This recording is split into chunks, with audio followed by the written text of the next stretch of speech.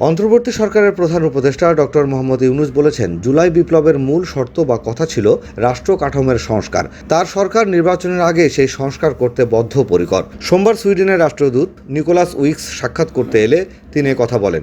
এ সময় সুইডিশ বিনিয়োগের আমন্ত্রণ জানিয়ে রাষ্ট্রদূতকে প্রধান উপদেষ্টা বলেন, অন্তর্বর্তী সরকার দেশে ব্যবসার পরিবেশ সহজতর করতে গুরুত্বপূর্ণ সংস্কার করছে। তিনি বলেন, দেশের পরিস্থিতি স্থিতিশীল হয়েছে, যদিও সমাজের বিভিন্ন গোষ্ঠীর কাছ থেকে উচ্চ প্রত্যাশা সহ কিছু চ্যালেঞ্জ রয়ে গেছে।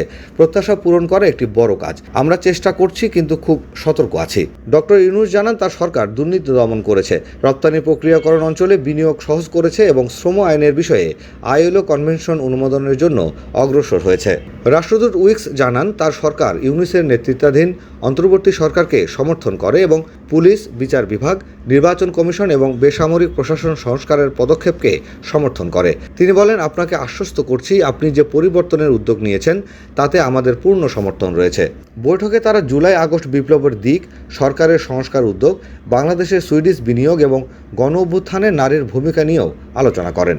এ সময় এসডিজি বিষয়ক সিনিয়র সচিব ও মুখ্য সমন্বয়ক লামিয়া মোরশেদ এবং পররাষ্ট্র মন্ত্রণালয়ের মহাপরিচালক শাহনাজ গাজী উপস্থিত ছিলেন।